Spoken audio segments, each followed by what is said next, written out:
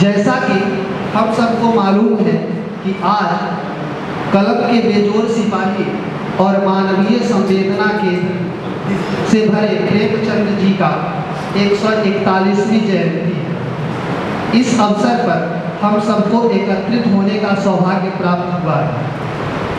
हम सभी मंचस्थ गुरुजनों से पूर्व परिचित हैं, लेकिन मुझे यहाँ संक्षिप्त परिचय देना आवश्यक प्रतीत हो रहा है। इस मंच पर हिंदी विभाग के विभागाध्यक्ष, आज के विशिष्ट वक्ता, प्रेमचंद साहित्य के विशेषज्ञ एवं हम सबों के अभिभावक आदरणीय professor doctor Satish Kumar Rai sir, doctor कल्याण कुमार झा जी सर एवं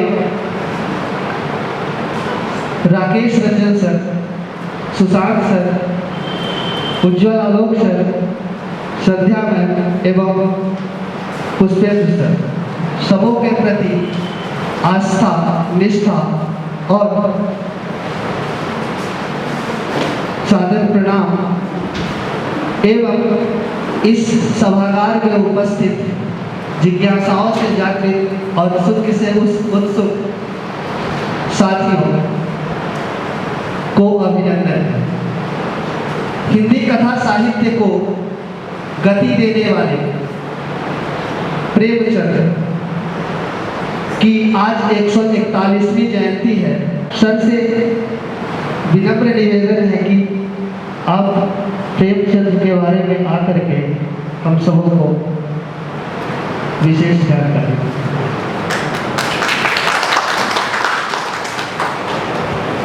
हिंदी परिवार के स्नेहिल सदस्यों,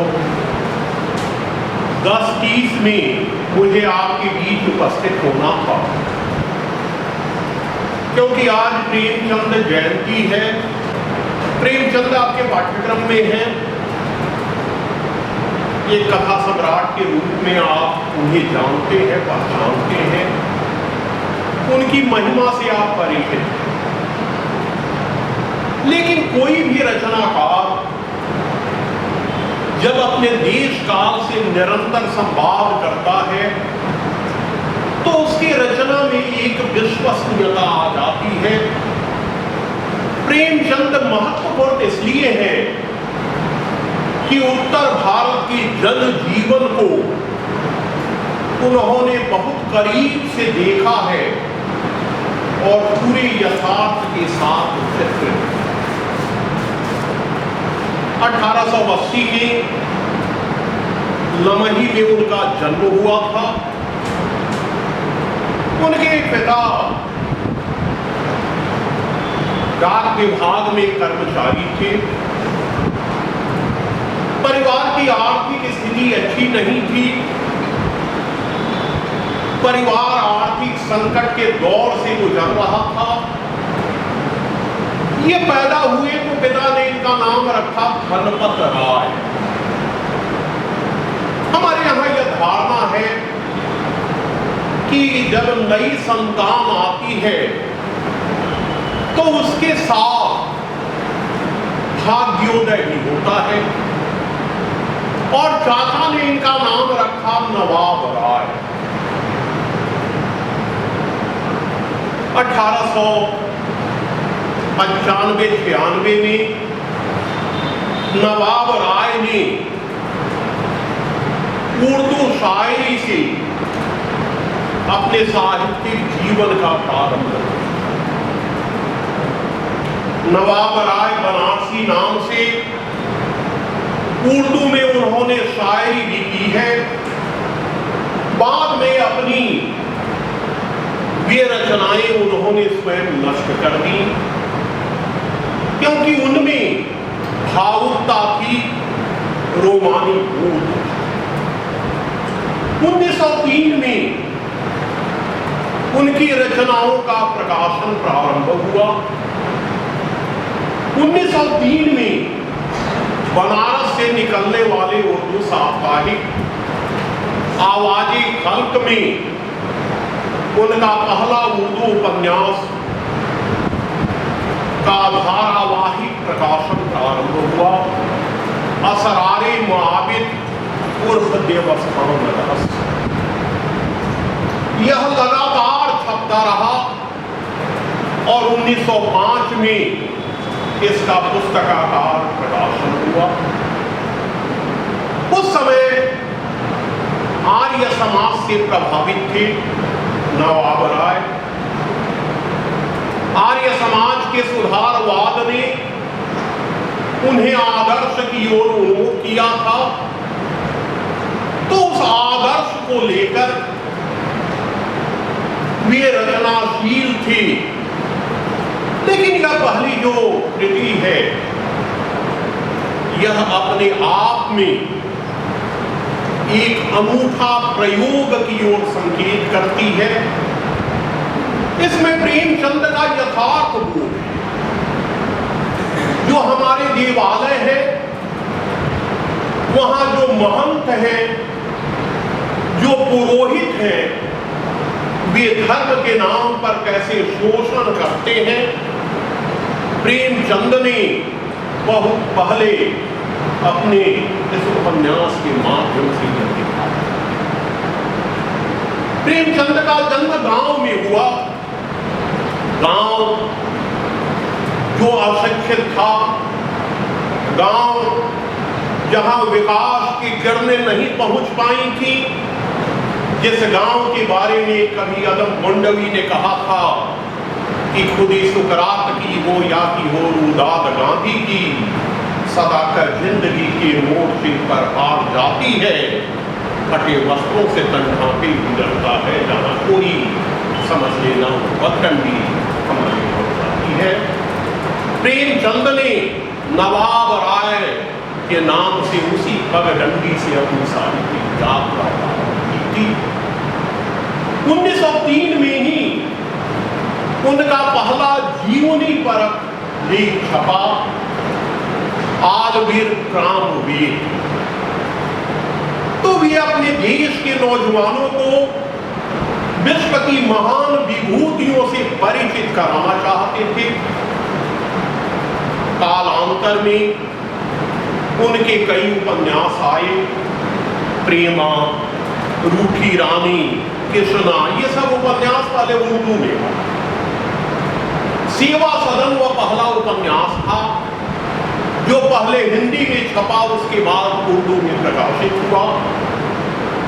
और सेवा सदन से लेकर गोदाम तक एक उपन्यासकार के रूप में प्रेमचंद की जो यात्रा है वह एक सार्थक रचनात्मक यात्रा है। प्रेमचंद ने जमींदारी प्रथा के शोषण चक्र पर लिखा। उन्होंने मजदूरों की समस्याओं को उठाया। उन्होंने विधवा समस्या पर बातचीत की। उन्होंने अछूतों की जो समस्या थी, जिन्हें धर्म के नाम पर पूजा स्थलों पे जाने से रोका जाता था, उनकी वकालत उन्होंने की। तो प्रेमचंद का साहित्य प्रगतिशील मूल्यों को संस्थापित करने वाला साहित्य है। प्रेमचंद ने रंगभूमि में सूरदास को नायक बनाया, जो दलित है, लेकिन उसमें गजब का आत्मविश्वास है। वह चुनौती देता है, वह शोषकों को ललकारता है, और उसकी जीविका जो है उससे पूछता है बालक कि इस बार घर जल गया तो क्या होगा, आप फिर बनाएंगे, आप फिर जला फिर बनाएंगे। यह संकल्प, यह उत्थान प्रेमचंद के साहित्य को विश्वव्यापी बना। कालांतर में दलित आलोचक धर्मवीर ने प्रेमचंद पर 2 पुस्तकें लिखी। एक पुस्तक है सामंत का मुंशी। प्रेमचंद को बहुत लोग मुंशी प्रेमचंद के नाम से जानते हैं, इसकी भी एक कथा है, आगे इस पर बातचीत होगी। दूसरी पुस्तक है प्रेमचंद की नीली आंखें। विरोध उनके जीवन काल में ही हुआ। सरस्वती के संपादक श्री नेत्र सिंह ने उन्हें घृणा का प्रचारक कहा था। प्रेमचंद पर यह आरोप लगाया गया था कि वे ब्राह्मण विरोधी। जो महान प्रतिभाएं होती हैं वे मार्ग की बाधाओं से घबराती नहीं है।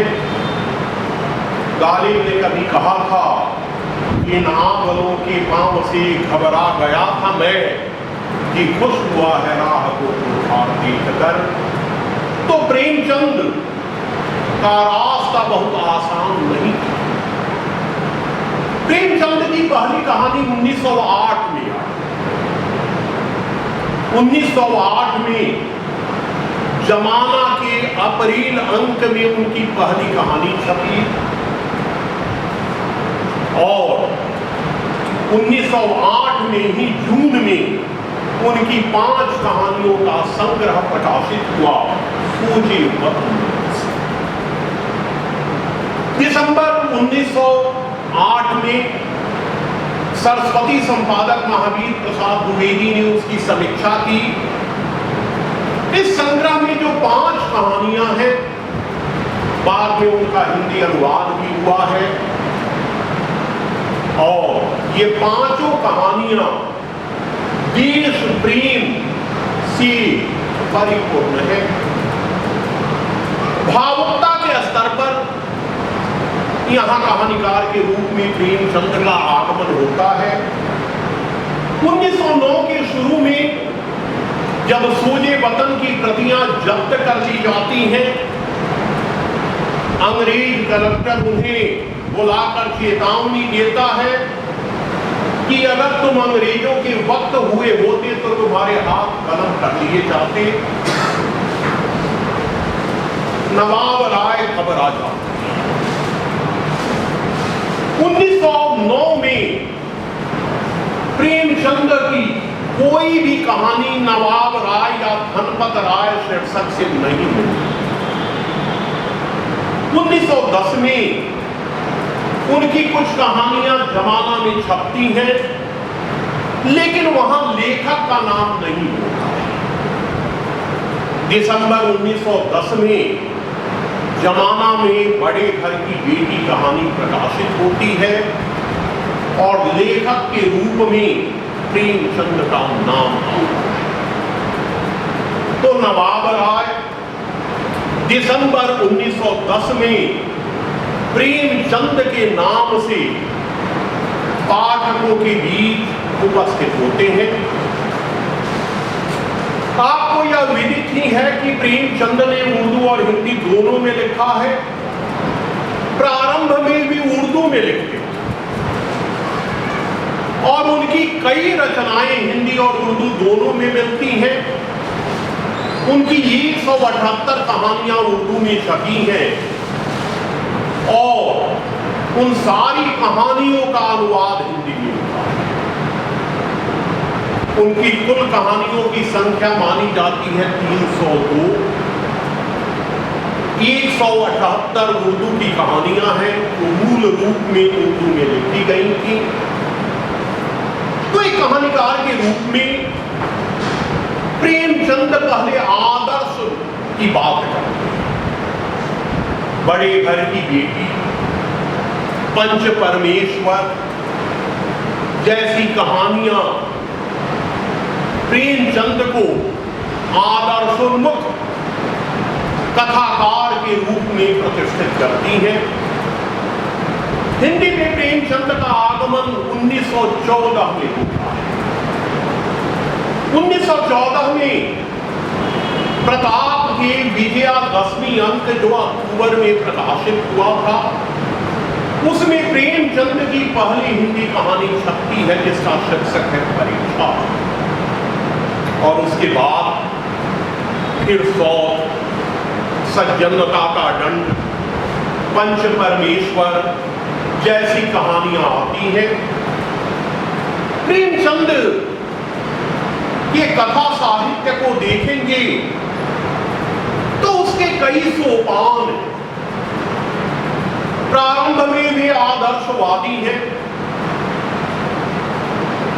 द्विवेदी युग के प्रतिनिधि कवि मैथिली शरण गुप्त ने कहा था कि केवल मनोरंजन न कवि का कर्म होना चाहिए, उसमें उचित उपदेश का भी मर्म होना चाहिए। तो प्रेमचंद की प्रारंभिक कहानियों में हृदय परिवर्तन, लेकिन कालांतर में प्रेमचंद की दृष्टि अधिक व्यापक होती है और उनका यथार्थ बोध अधिक गहरा होता है।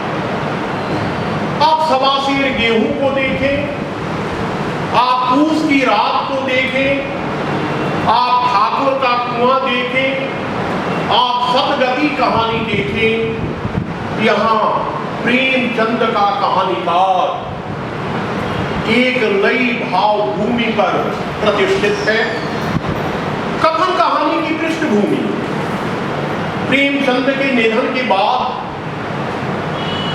हंस का एक विशेषांक निकला था 1937 में, प्रेमचंद स्मारक करके, जिसका संपादन किया था उस समय आज के अत्यंत प्रतिष्ठित और यशस्वी संपादक बाबूराव विष्णुराव पराडकर ने। प्रेमचंद एक बार 1934 का वर्ष था, वे गए रामचंद्र शुक्ल के साथ कोलकाता हिंदी साहित्य सम्मेलन के वार्षिक अधिवेशन में भाग लेने।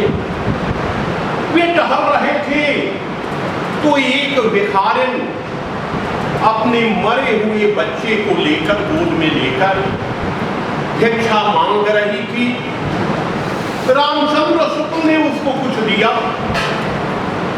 प्रेमचंद के पास आई तो कहा कि नहीं नहीं हो गया, हम दोनों साथ हैं।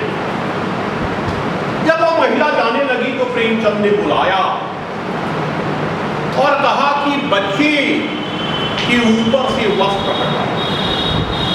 महिला रोने लगी कि नहीं, मेरा बच्चा मर गया है, मैं इसका मुंह कैसे देखूं। लेकिन जब जोर दिया तो जब हटाया गया तो बच्चा 2 दिन पहले मर गया। दुर्गंध आ रही थी। प्रेमचंद को वहां पूछा कि मरे हुए बच्चे को लेकर क्यों घूम रही हो। कहा कि बच्चा तो मर ही गया, अगर इसके कारण मैं 10 दिन और जी लूं तो इसमें बुराई क्या है। मनुष्य कैसे अपनी मानवीय संवेदना से च्युत हो जाता है। परिस्थितियां परिस्थितियां कैसे उसे विवश कर देती हैं।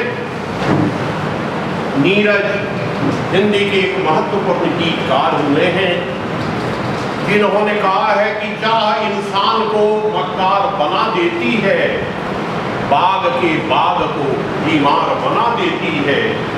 भूखे पेट को देशभक्ति सिखाने वालों भूख इंसान को गद्दार बना देती है। यीशु और माधव, आप नाम देखें, यीशु पिता है, अनुभवी है, उसने दुनिया देखी है, उसने जमींदार के यहां विवाह को देखा है जिसमें हजारों लोगों को भोजन मिला था और अन्न और भोजन की बर्बादी भी हुई थी। माधव जो है वह युवा है, उसमें मिठास है, उमंग है। और जब उसकी पत्नी मर जाती है, इलाज के लिए कोई पैसा नहीं देता, लेकिन जब वह मर जाती है तो कफन के लिए पैसा मिलता है और दोनों मरे। कफन कहानी पहले उर्दू में छपी थी जामिया मिलिया की पत्रिका में 1935 में, बाद में वह हिंदी में आई, जिसको आलोचनात्मक यथार्थवाद कहा जाता है। उस आलोचना आलोचनात्मक यथार्थवाद का अत्यंत सटीक रचनात्मक प्रयोग इस कहानी में मिलता है। प्रेमचंद का गोदाम कृषक जीवन की त्रासदी का महाकाव्य है। जब जातीय जीवन में कोई विलक्षण परिवर्तन होता है तो उसकी अभिव्यक्ति महाकाव्य के रूप में होती है। आप देखेंगे कि गोदान में सामंतवाद का ध्वंस हो रहा है और पूंजीवाद का आगमन हो रहा है। गांव में महाजनी सभ्यता पनप रही है, विकसित हो रही है। होरी किसान से मजदूर बन गया, लेकिन खेत से मोह नहीं जाता। गोदान के प्रारंभ में ही वह कहता है कि जब दूसरों के पांव तले अपनी गर्दन दबी हो तो पांव सहलाने में ही कुशल। वह पांव सामंतवाद का नहीं, सामंतवाद के गर्भ से विकसित होने वाले पूंजीवाद का पांव। ये राजकिशोर जो हिंदी के जाने माने कथाकार नाटककार हैं, उन्होंने गोदान के बारे में कहा है कि वह महाजनी सभ्यता का महाभाष्य है। गोदान के पहले कर्म भूमि में भी आप देखेंगे कि संघर्ष के कई आयाम हैं। जो संघर्ष नहीं करता है वह प्रगतिशील नहीं हो सकता। बिना संघर्ष किए जीवन में कुछ उपलब्ध नहीं हो सकता है, क्योंकि संसार की जो पूंजी है उस पर कुछ ही लोगों का अधिकार है। कुछ लोग कुंडली मार के उस पर बैठ गए हैं। बीच का वर्ग मध्य वर्ग है। मध्य वर्ग सुविधा भोगी होता है। साइकिल है तो मोटरसाइकिल हो जाए, मोटरसाइकिल है तो कार हो जाए। और निम्न वर्ग जो संघर्ष करता है, जो सर्वहारा है, हर क्रांति उसी से शुरू होती है। दिनकर ने कभी कहा था कि शांति नहीं तब तक जब तक सुख भाग नर का सम हो, नहीं किसी को बहुत अधिक हो, नहीं किसी को कम हो। तो प्रेमचंद का कथा साहित्य एक समता मूलक समाज के निर्माण के लिए रचनात्मक पहल करने वाला साहित्य है, इसलिए उन्हें कथा सम्राट कहा। और कथा सम्राट उन्हें हिंदी के किसी व्यक्ति ने नहीं कहा। कथा सम्राट का प्रयोग सबसे पहले शरदचंद्र ने किया। और आपको यह जानकर प्रसन्नता होगी कि प्रेमचंद पर पहली आलोचनात्मक पुस्तक एक बिहारी ने लिखी, जिनका नाम था जनार्दन झा। काशी हिंदू विश्वविद्यालय से उन्होंने एमए किया। नंद दुलारे वाजपेयी के सहपाठी थे और काशी हिंदू विश्वविद्यालय के अपने बैच में प्रथम वर्ग में प्रथम स्थान उन्होंने कहा। प्रेमचंद और उनमें बहुत निकट संबंध था। जब 1930 में प्रेमचंद ने हंस निकालने की योजना बनाई तो उनको एक पत्र लिखा था जनार्दन झा को कि आपको हंस में नियमित लेना। तो प्रेमचंद की उपन्यास कला दिसंबर 1933 में प्रकाशित हुई थी और उस समय प्रकाशित प्रेमचंद के उपन्यासों पर एक विहंगावलोकन कहिए कि वह किया था जनार्दन झा। तो प्रेमचंद ने हिंदी कथा साहित्य को प्रतिष्ठित किया। प्रेमचंद 1914 में हिंदी कहानी के क्षेत्र में आए। उनके पहले 100 से अधिक हिंदी कहानियां प्रकाशित हो चुकी थी। किशोरी लाल गोस्वामी, रामचंद्र शुक्ल, बंग महिला, माधवराव सपरे, लाला पार्वती नंदन, विश्वम्बर नाथ शर्मा कौशिक, राजा राधिका रमन प्रसाद सिंह, जयशंकर प्रसाद जैसे कहानीकार आ गए। लेकिन कहानी को जीवन की हकीकत से समृद्ध करने का काम किया प्रेमचंद ने। प्रेमचंद का गोदान हिंदी की वह पहली रचना है जिसे गद्यात्मक महाकाव्य के रूप में व्यापक स्वीकृति मिली। तो एक उपन्यास सम्राट के रूप में प्रेमचंद आज भी हमारे लिए मार्गदर्शक की भूमिका में है।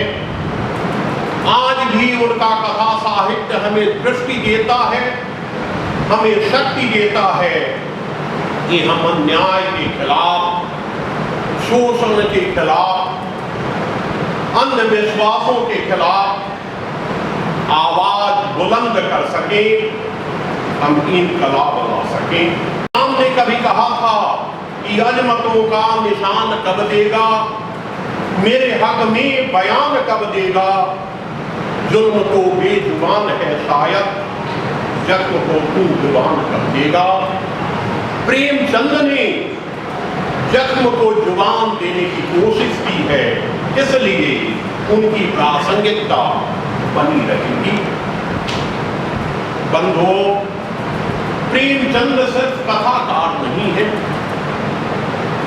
उन्होंने कई विधाओं में लिखा है, कई रूपों में लिखा है। वे नाटककार भी हैं। उनके 3 नाटक प्रकाशित हैं।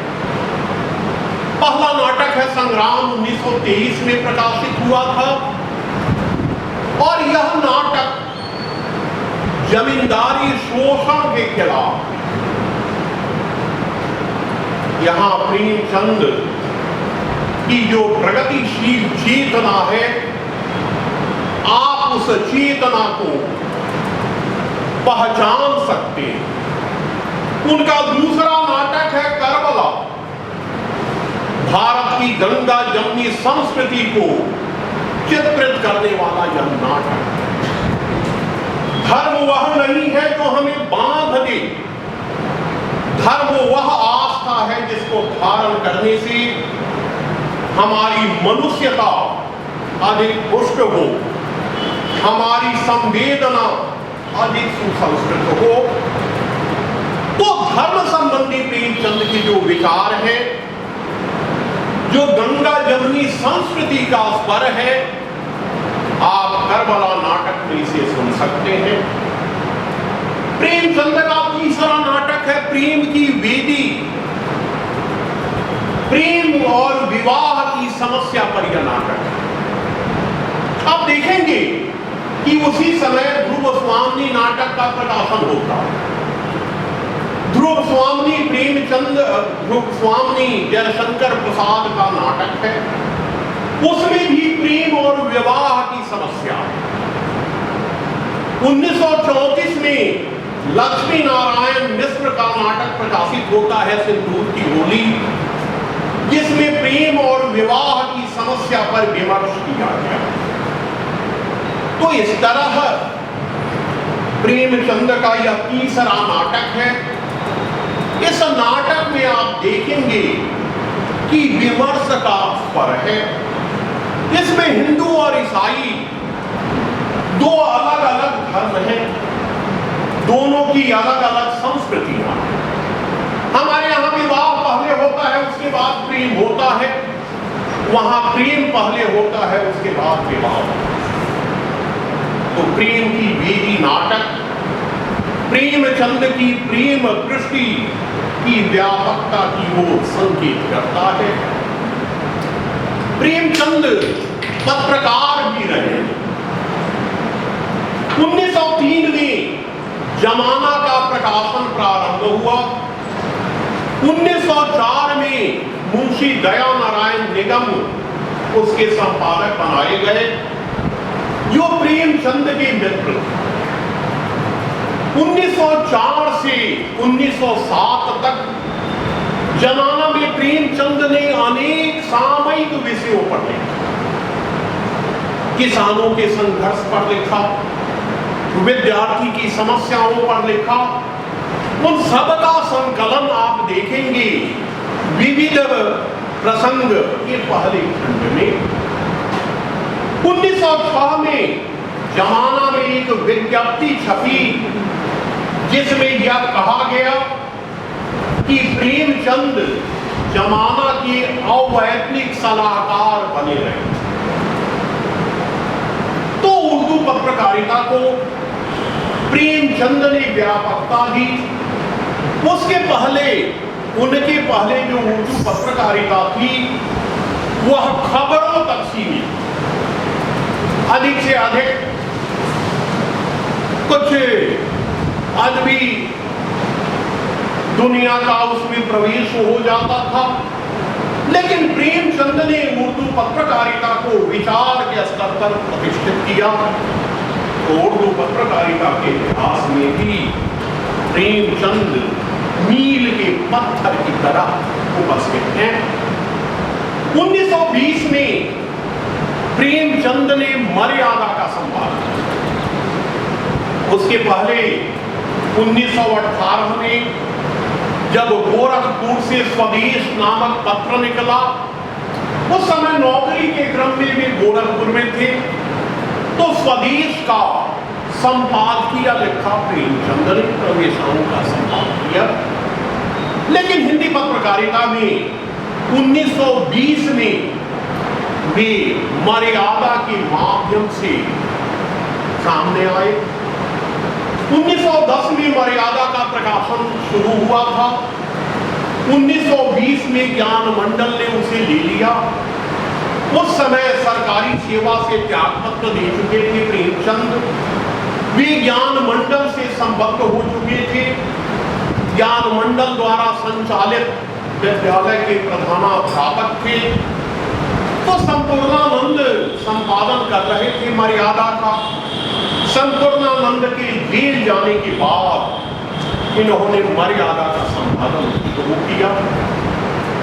मर्यादा के बाद 1927 में ये माधुरी के संपादक बने और माधुरी को अपने समय की श्रेष्ठ साहित्यिक पत्रिका के रूप में इन्होंने विकसित किया। इनके साथ उसके संपादक थे कृष्ण बिहारी मिश्र।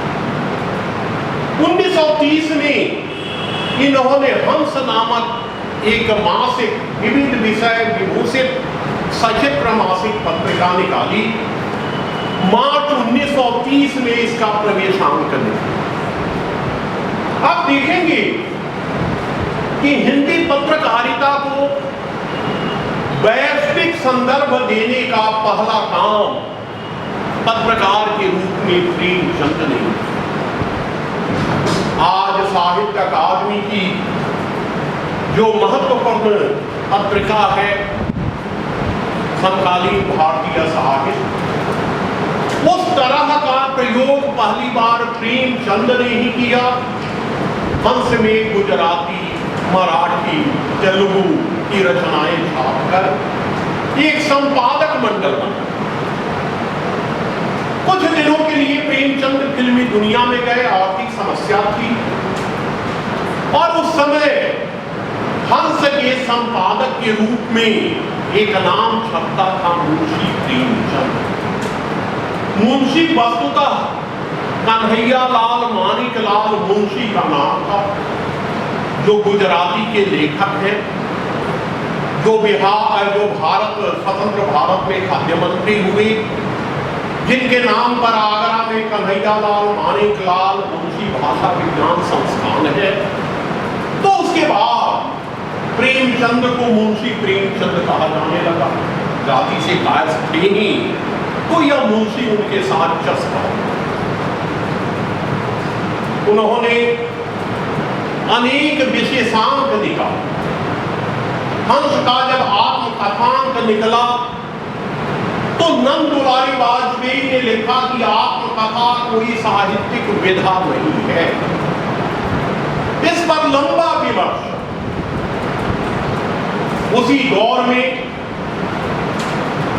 नटवर सिंह ने उन्हें घृणा का प्रचारक कहा, क्योंकि नमक का दारोगा कहानी में जो तस्कर थे वे ब्राह्मण थे और दारोगा जो थे वह कायस्थ थे। तो लोगों ने कहा कि ब्राह्मणों का ये अपमान कर रहे हैं। बंधुओं, यहां काशी हिंदू विश्वविद्यालय से संबद्ध कई लोग बैठे हुए हैं। 1916 में जब काशी हिंदू विश्वविद्यालय की स्थापना हुई तो संस्थापकों में मदन मोहन मालवीय के बाद दूसरा महत्वपूर्ण नाम था शिव प्रसाद गुप्त। मदन मोहन मालवीय चाहते थे कि विश्वविद्यालय का अनुमोदन हो ब्रिटिश सरकार द्वारा, और शिव प्रसाद गुप्त आते थे कि यह राष्ट्रीय विश्वविद्यालय हो। शिव प्रसाद गुप्त को उसी समय तपेदी हो, वे स्वास्थ्य लाभ के लिए हिल स्टेशन चले गए। इन्होंने उसका संबंधन करा लिया। शिव प्रसाद गुप्त काफी नाराज हुए और उन्होंने काशी विद्यापीठ की स्थापना की। उन्हीं की संस्था ज्ञान मंडल से प्रेमचंद संबद्ध थे। इसलिए प्रेमचंद का जो साहित्य देखिएगा उन्होंने अनेक महापुरुषों पर लिखा, लेकिन मदन मोहन मालवीय पर लिखा हुआ उनका नहीं। कारण अब क्या है, यह तो अनुसंधान का विषय है। तो प्रेमचंद ने शिक्षा पर भी लिखा, उनका शिक्षा दर्शन भी है, कैसी शिक्षा होनी चाहिए, शिक्षकों का कर्तव्य क्या होना चाहिए, हमारी जो प्राचीन शिक्षा प्रणाली थी उसमें जो सार तत्व है उसका कैसे उपयोग होना चाहिए। तो एक पत्रकार के रूप में प्रेमचंद ने हंस के माध्यम से क्रांति की। 1932 में उन्होंने जागरण का संपादन किया। जागरण की शुरुआत की थी,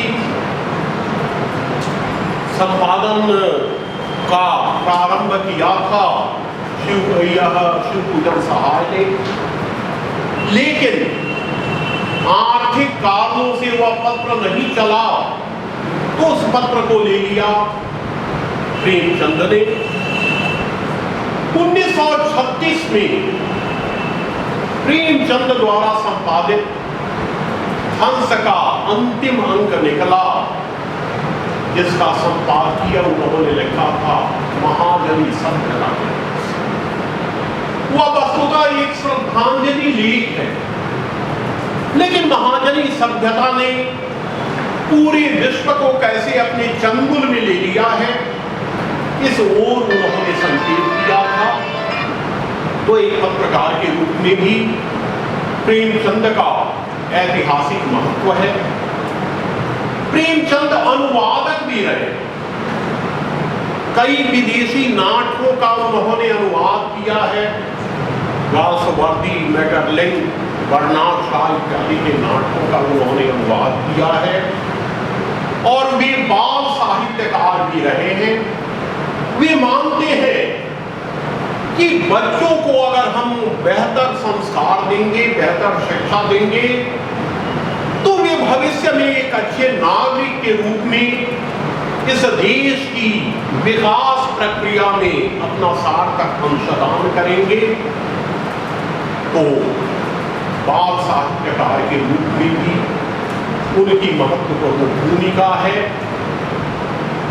प्रेमचंद आज भौतिक रूप में हमारे बीच नहीं है, लेकिन प्रेमचंद के किसान आज भी हमारे बीच हैं। आज भी वे आत्महत्याएं कर रहे हैं, आज भी वे आंदोलन कर रहे हैं, आज भी उन्हें उनका वाजिब हक नहीं मिला है।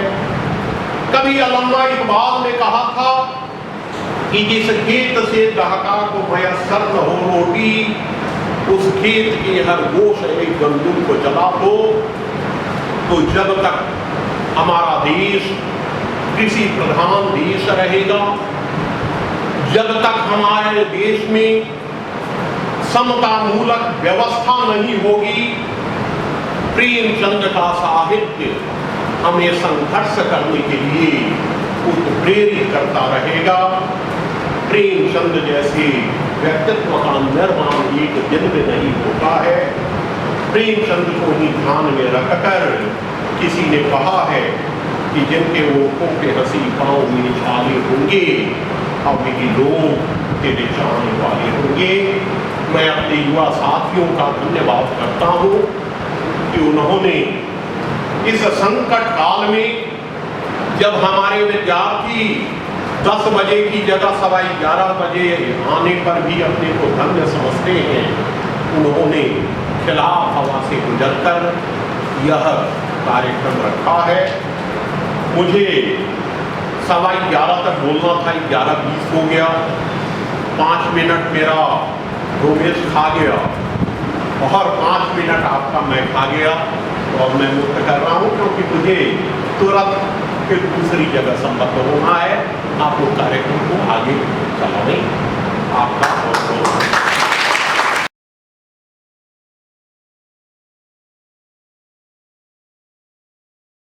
आदरणीय गुरुजनों को मेरा प्रणाम एवं मेरे प्रिय सहपाठियों का अभिनंदन। मैं प्रेमचंद की कहानी बड़े भाई साहब के बारे में कुछ बोलना चाहती हूँ। अगर इसमें कुछ त्रुटि हो जाए तो आप लोग मुझे क्षमा करें। बड़े भाई साहब प्रेमचंद की प्रसिद्ध कहानी है, जो रोचक ढंग से हमें जीवन की एक बड़ी सीख देती है। कहानी में 2 पात्र हैं, दोनों भाई हैं। कहानी का वाचक छोटा भाई है और कहानी का नायक बड़ा भाई है। अक्सर लोग छोटे भाई को समझदार समझकर उसे ही कहानी का नायक समझ बैठते हैं, लेकिन जब हम देखते हैं कि कहानीकार ने बड़े भाई के चरित्र को विशिष्टता से प्रकट करते हुए भी छोटे भाई के प्रति उसकी जिम्मेदारी और वात्सल्य भावना को उभारा है, तो हमें संदेह नहीं रह जाता कि कहानी का नायक कौन है। कहानीकार ने बड़े भाई के चरित्र के माध्यम से कहानी की कथागत विशेषताओं को प्रकट किया है। इसी कारण उन्होंने कहानी का शीर्षक बड़े भाई साहब रखा है, छोटे भाई नहीं। छोटे भाई की रुचि खेल कूद में है, लेकिन उनकी स्मृति बहुत अच्छी है। वह कक्षा में हमेशा अव्वल आते हैं। बड़े भाई साहब का मानना है कि बड़े भाई साहब के नाते बड़े भाई साहब की इच्छा है कि वे छोटे भाई के लिए उदाहरण बने और उसे सही राह पर चलने की सलाह दें। बड़े भाई के डांट फटकार की वजह से ही छोटे भाई कक्षा में प्रथम आता है तथा उसकी चंचलता पर भी बड़े भाई साहब नियंत्रण रख पाते हैं। बड़े भाई साहब के अनुसार जीवन की समझ कहानी किताब पढ़ने से नहीं आती, वह आती है जीवन और जगत के अनुभव से। शिक्षा का उनके अनुसार परीक्षा पास कर लेना शिक्षा का उद्देश्य नहीं है, शिक्षा का उद्देश्य है बुद्धि का विकास। बड़े भाई साहब कहते हैं कि तुम अगर परीक्षा पास करके मेरे दर्जे के निकट आ गए हो, लेकिन याद रखना मैं तुम्हारा बड़ा भाई हूँ और तुम मुझसे छोटे हो। मेरे और तुम्हारे जीवन के बीच में 5 वर्षों का फासला है, जिसे खुदा भी नहीं मिटा सकता। अगर तुम मेरे समझाने से भी नहीं समझे तो मैं तुम्हें पीट भी सकता हूँ। कई बार हम देखते हैं कि हमारे माता पिता या हमारे बड़े भाई बहन या शिक्षक हमें डांट देते हैं, हम उनकी बातों को बुरा मान जाते हैं, लेकिन हमें समझना चाहिए कि वे हमारे भले के लिए ही हमें ऐसा करते हैं। उनका अनुभव हमारे जीवन से ज़्यादा होता है, इसलिए हमें उनकी बातों का बुरा नहीं मानना चाहिए, बल्कि इस कहानी के पात्र छोटे भाई के व्यवहार से हमें प्रेरणा लेनी चाहिए। धन्यवाद। बड़े भाई साहब। मेरे भाई साहब मुझसे 5 साल बड़े, लेकिन केवल 3 दर्जे आगे। उन्होंने भी उसी उम्र में पढ़ना शुरू किया था जब मैंने किया, लेकिन तालीम जैसे महत्व के मामले में जल्दबाजी से काम लेना पसंद ना करते थे। इस भवन की बुनियाद खूब मजबूत डालना चाहते थे जिस पर आलीशान महल बन सके। 1 साल का काम 2 साल में करते थे, कभी कभी 3 साल भी लग जाते थे। बुनियाद ही पुख्ता न हो तो मकान कैसे पायदार बने। मैं छोटा था, वह बड़े थे। मेरी उम्र 9 साल की थी, वह 14 साल के थे। उन्हें मेरी तंबीह और निगरानी का पूरा और जन्मसिद्ध अधिकार था और मेरी शालीनता इसी में थी कि उनके हुक्म को कानून समझूं। इस तरह अंग्रेजी पढ़ोगे तो जिंदगी भर पढ़ते रहोगे, एक हर्फ ना आएगा। अंग्रेजी पढ़ना कोई हंसी खेल नहीं है कि जो चाहे पढ़ ले, नहीं तो ऐरा गहरा नथु गहरा सभी अंग्रेजी के विद्वान हो जाते हैं। यहाँ रात दिन आंखें फोड़नी पड़ती हैं और खून जलाना पड़ता है, तब कहीं यह विद्या आती है। और आती क्या है? हाँ, कहने को आ जाती है। बड़े बड़े विद्वान भी शुद्ध अंग्रेजी नहीं लिख सकते, बोलना तो दूर रहा। और मैं कहता हूँ कि तुम कितना गूंगा हो कि मुझे देखकर भी सबक नहीं लेते। मैं इतनी मेहनत करता हूँ, यह तुम नहीं अपनी आंखों से देखते हो। अगर नहीं देखते तो यह तुम्हारी आंखों का कसूर है, यह तुम्हारी बुद्धि का कसूर है। इतने मेले तमाशे होते हैं, मुझे तुमने कभी देखते जाते देखा है? रोज ही क्रिकेट और हॉकी मैच होते हैं, मैं पास नहीं फटकता, हमेशा पढ़ता रहता हूँ। उस पर भी एक दर्जे में 2-2, 3-3 साल पढ़ा रहता हूँ। फिर भी तुम कैसे आशा कर सकते हो कि तुम यूँ खेलकूद में वक्त गंवाकर पास हो जाओगे? मुझे तो 2 ही 3 साल लगते हैं। तुम उम्र भर इसी दर्जे में पढ़े सड़ते रहोगे। अगर तुम्हें इस तरह उम्र गंवानी है तो बेहतर है घर चले जाओ और मजे से गुल्ली डंडा खेलो। दादा की गाढ़ी कमाई के रुपए को क्यों बर्बाद करते हो? मैं यह लतार सुनकर आंसू बहाने लगता। जवाब ही क्या था? अपराध तो मैंने किया, लतार कौन सा है? अगर उन्होंने फिर मेरी फजीहत की तो साफ कह दूंगा, आपने अपना खून जलाकर कौन सा तीर मार लिया? मैं तो खेलते कूदते दर्जे में अव्वल आ गया। जबान से यह हेकड़ी जताने का साहस न होने पर भी मेरे रंग ढंग से साफ जाहिर होता था कि भाई साहब का वह आतंक मुझ पर नहीं था। भाई साहब ने इसे भांप लिया। उनकी सहज बुद्धि बड़ी तीव्र थी और एक दिन जब मैं भोर का सारा समय गुल्ली डंडे की भेंट करके ठीक भोजन के समय लौटा तो भाई साहब ने मानो तलवार खींच ली और मुझ पर टूट पड़े। देखता हूँ इस साल पास हो गए हो और दर्जे में अव्वल आ गए तो तुम्हें दिमाग हो गया। मगर भाईजान, घमंड तो बड़े बड़े का नहीं रहा। तुम्हारी क्या हस्ती है? इतिहास में रावण का हाल तो पढ़ा ही होगा। उसके चरित्र से तुमने कौन सा उपदेश लिया, या यूं ही पढ़ गए? महज इम्तिहान पास कर लेना कोई चीज़ नहीं, असल चीज़ है बुद्धि का विकास। जो कुछ पढ़ो उसका अभिप्राय समझो। एक दिन संध्या समय हॉस्टल से दूर एक कनकौवा लूटने बेतहाश दौड़ा जा रहा था। आँख आसमान के नीचे थी और मन उस आकाशगामी पाथी की ओर जो मंद गति से झूमता पतन की ओर चला जा रहा था। मानो कोई आत्मा स्वर्ग से निकलकर विरक्त मन से नए संस्कार ग्रहण करने जा रही हो। बालकों की पूरी सेना लंगे और झंझार बस लिए उसका स्वागत करने को दौड़ जा रही थी। किसी को अपने आगे पीछे की खबर न थी। सभी मानव उस पतंग के नीचे की आकाश में उड़ रहे थे जहाँ सब कुछ समतल है, न मोटर कारें, न टम, न गाड़ियाँ। सांसा भाई साहब से मेरी मुठभेड़ हो गई जो शायद बाजार से लौट रहे थे। उन्होंने वही हाथ पकड़ लिया और उग्र भाव से बोले, इस बाजारी लौंडे के साथ ढेरे के कनकौवे के लिए दौड़े, तुम्हें शर्म नहीं आती? मेरे फेल होने पर मत जाओ। मेरे दर्जे में आओगे तो दांतों पसीना आ जाएगा जब अलजबरा और ज्योमेट्री के लोहे के चने चबाने पड़ेंगे और इंग्लिस्तान का इतिहास पढ़ना पड़ेगा। बादशाहों के नाम याद रखना आसान नहीं। 8 हेनरी हो गुजरे हैं कौन सा कांड किस हेनरी के समय में हुआ, क्या यह याद कर लेना आसान समझते हो? लेकिन हेनरी 7वें की जगह हेनरी 8वां लिखा और सब नंबर गायब, सफाचट, सिफर भी न मिलेगा, सिफर भी। और वो किस ख्याल में? दर्जनों तो जेम्स हुए हैं, दर्जनों विलियम, कोरियो चार्ल्स, दिमाग चक्कर खाने लगता है, आंधी रोग हो जाता है। इन अभागों को नाम भी न जुड़ते थे, एक ही नाम के पीछे दोयम, सोयम, चाहरुम, पंचुम लगाते चले गए। मुझसे पूछते तो 10 लाख नाम बता देता। और ज्योमेट्री तो बस खुदा ही बना, अ ब ज की जगह अ ज ब लिख दिया और सारे नंबर कट गए। कोई इन निर्दयी मुमतहिनों से नहीं पूछता कि आखिर अ ब ज और अ ज म में क्या फ़र्क है, व्यर्थ है। फिर सालाना इम्तिहान हुआ और कुछ ऐसा संयोग हुआ कि मैं फिर पास हुआ और भाई साहब फिर फेल हो गए। मैंने बहुत मेहनत नहीं की पर न जाने कैसे दर्जे में अव्वल आ गया। मुझे खुद अचरज हुआ। भाई साहब ने प्राणांतक परिश्रम किया, कोर्स का एक एक शब्द चाट गए थे।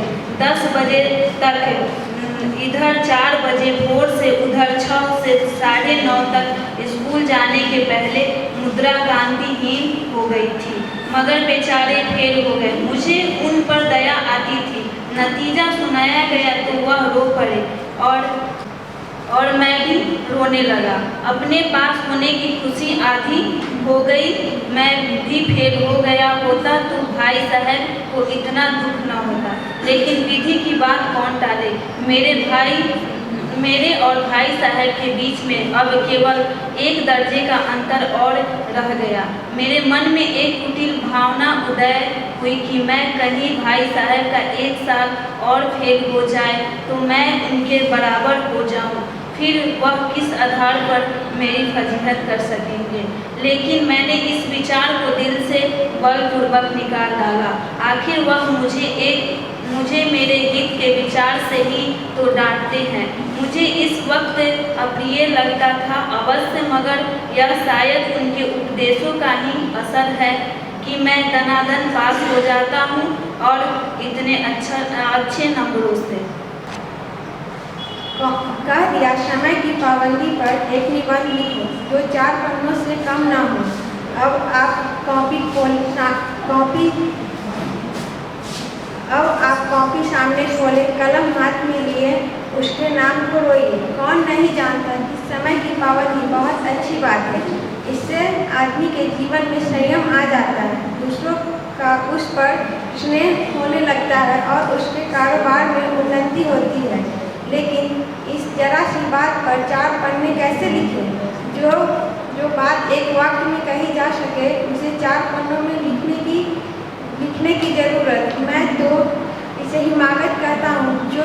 यह तो समय की किफ़ायत नहीं बल्कि उसका दुरुपयोग है कि व्यर्थ में किसी बात को ठूस दिया जाए। हम चाहते हैं आदमी को जो कुछ कहना हो चटपट में कह दे और अपनी राह ले, मगर नहीं, आपको 4 पन्ने रखने पड़ेंगे, चाहे जैसे लिखिए, और पन्ने भी पूरे फुल स्कोप आकार के। यह छात्रों पर अत्याचार नहीं तो और क्या है।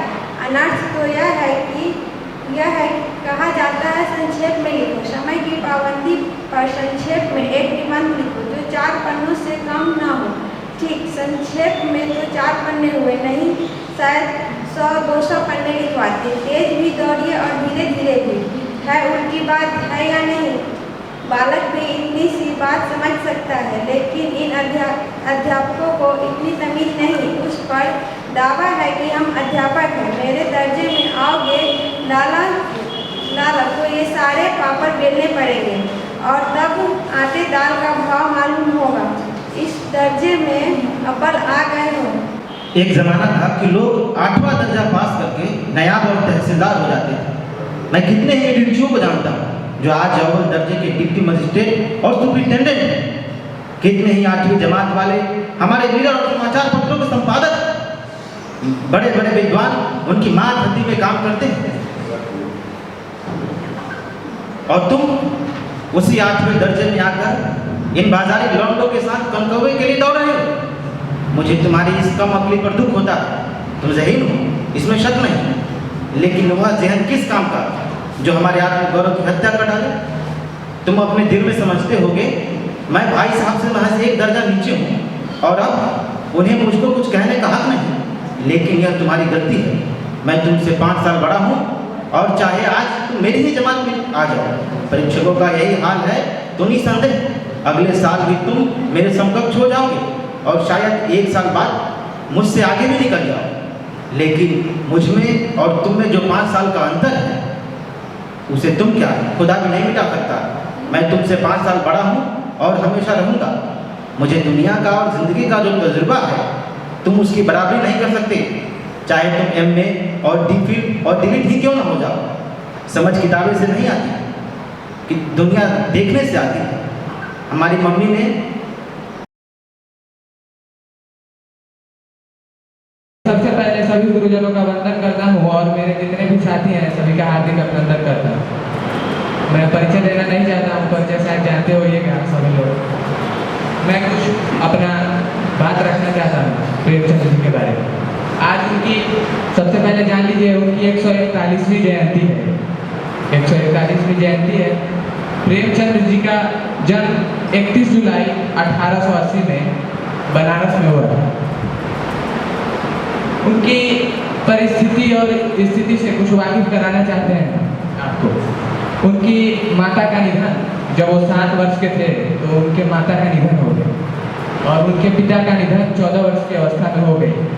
तो आप समझ सकते हैं कि एक आदमी के लिए कितना दुख का घड़ी रहा होगा और उस घड़ी को झेलते हुए उन्होंने जो साहित्य के क्षेत्र में काम किया वो बहुत ही अतुल्य है, उसका कोई तुलना ही नहीं किया जा सकता।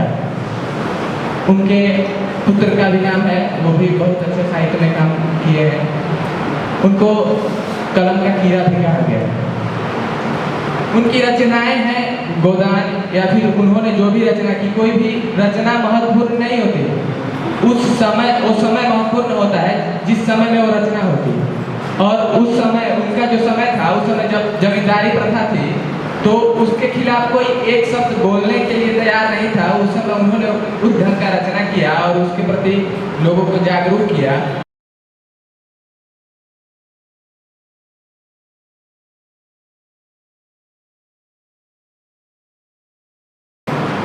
प्रेमचंद की एक कहानी बड़े घर की बेटी के बारे में कहने का मैं प्रयास कर रहा हूँ।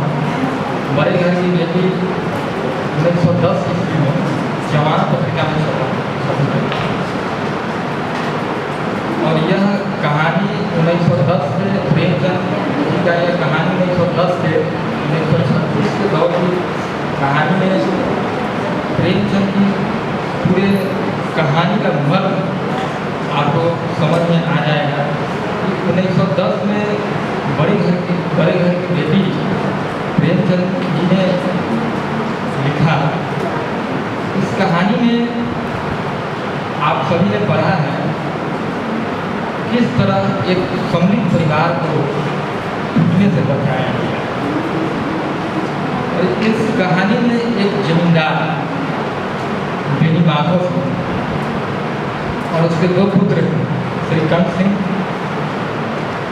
और लाला बिहारी, ये दोनों बहुत ही अच्छे थे। बेनी माधव से अपने बेटे का विवाह आनंदी नाम के ऊंचे दर्जे की कन्या से कर देते हैं। इसमें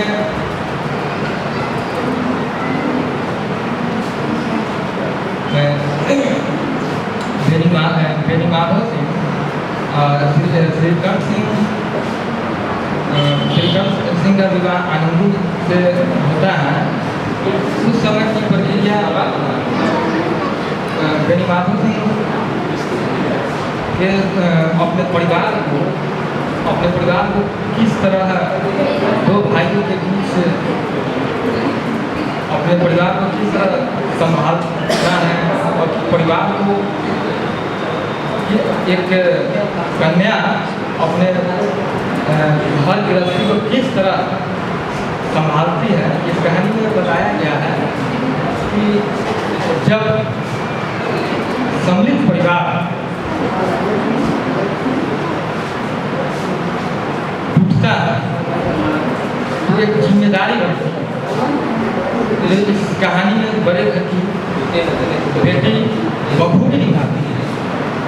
अंतिम समय में शुरू में उसे घर बसाने में उसे दिक्कत होती है और इस समय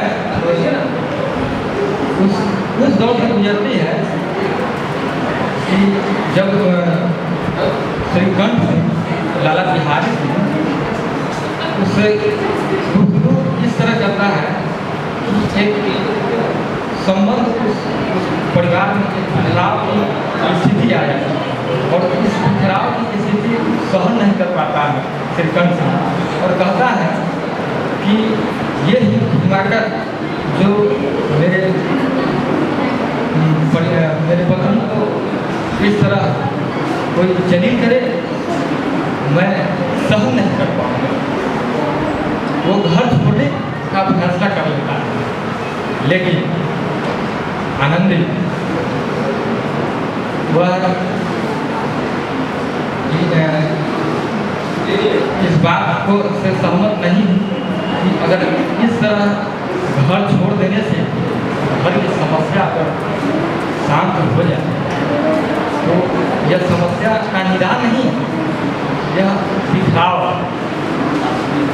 समाज में अस्पृश्यता की भावना है।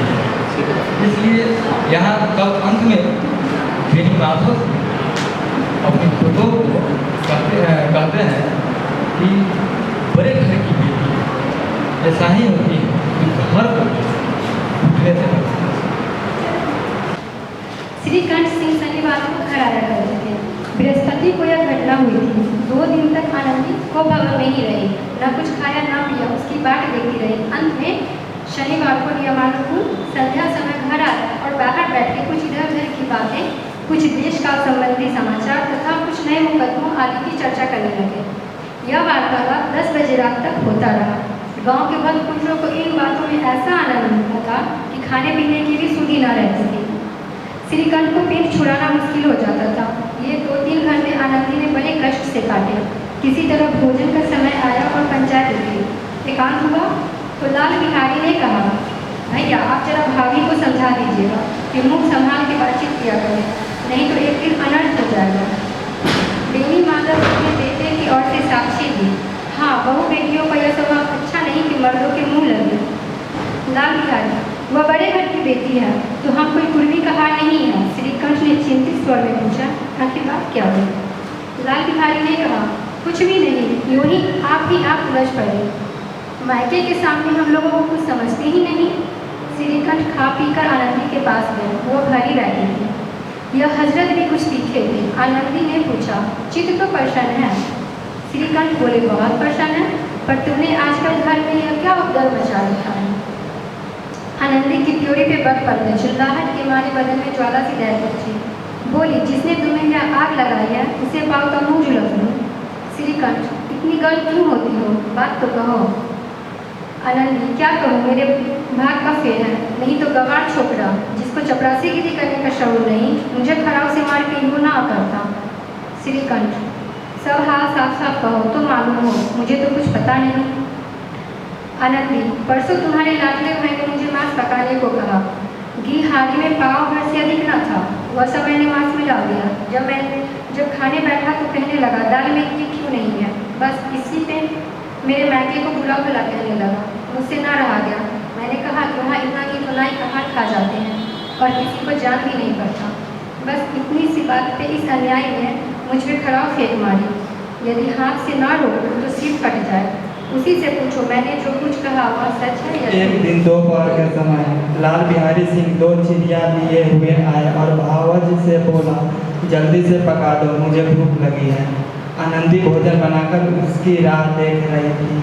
अब वह नया व्यंजन बनाने बैठी। हांडी में देखा तो घी पाव भर से अधिक न था। बड़े घर की बेटी किफायत क्या जाने, उसने सब घी मांस में डाल दिया। लाल बिहारी खाने बैठा तो दाल में घी न था। बोला, दाल में घी क्यों नहीं छोड़ा? आनंदी ने कहा घी सब मांस में पड़ गया है। लाल बिहारी जोर से बोला, अभी परसों घी आया है, इतना जल्द उठ गया? आनंदी ने उत्तर दिया, आज तो कुल पाव भर रहा होगा, वह सब मैंने मांस में डाल दिया।